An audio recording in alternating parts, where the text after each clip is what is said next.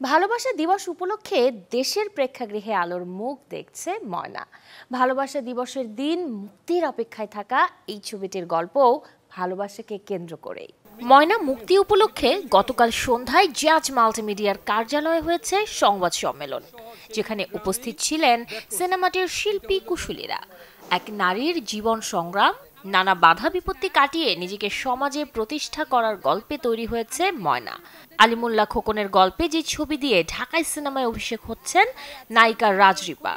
ছবির গল্পটি সবার ভালো লাগবে বলে সংবাদ সম্মেলনে জানান সিনেমার দুই নায়ক আমান রেজা ও আফফান মিতুল। 14 ফেব্রুয়ারি মাল্টিপ্লেক্স সহ দেশের সিঙ্গেল স্ক্রিনেও মুক্তি পাবে ময়না। আমি নিজেকে লাকি মনে করছি। আমার ময়না সিনেমা প্রথম বড় পর্দায় অভিষেক হচ্ছে। একদম মানে প্রপার একজন হিরোইন হয়ে, অভিনেত্রী হয়ে আমি বড় পর্দায় আসব। এটা আমার সত্যি সৌভাগ্যের। তো আপনারা সবাই আমার জন্য দোয়া করবেন, সবাই এই ময়নার জন্য দোয়া করবেন। আমি মনে করি বাংলাদেশে যত ময়না নামের মেয়ে আছে তারাও যদি এই সিনেমা হলে এসে সিনেমাটা দেখে, আমার সিনেমা হিট। চলচ্চিত্র লার্জার দেন দ্য লাইফ বিনোদনটাও এখানে পাবেন।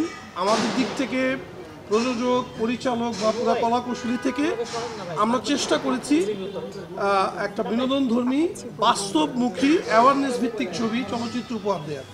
বাকিটা বলবো দর্শক হলে আসলে তারা দেখে বিচার করতে পারবে, ভালো হোক খারাপ হোক ফিডব্যাক দিবে আমাদেরকে, ওইটা থেকে আমরা আরও ভালো কিছু করার চেষ্টা করব। আপনারা হলে আসেন, আমি বলবো যে ট্রেলার দেখে, টিজার দেখে, পোস্টার দেখে কোনো কিছু মূল্যায়ন না করে আসলে সিনেমা হলে এসে সিনেমাটা দেখে তারপর দুইটা কথা ফেসবুকে লেখেন, দরকার হলে গালি দেন, কিন্তু না দেখে গালিটা দিয়েন না। আর যদি ভালো লাগে আপনারা প্লিজ ফেসবুকে রিভিউ দেন, মাউথ পাবলিসিটির মাধ্যমে সারা দেশকে জানিয়ে দেন ছবিটা দেখতে হবে। আপনার বন্ধুকে বলেন, আপনার কলিগকে বলেন, আপনার মাকে বলেন, আপনার বোনকে বলেন, বউকে নিয়ে যান, কিন্তু ছবিটা দেখার পর তারপর আমরা আসলে কথা বলবো ছবিটা ভালো না মন্দ।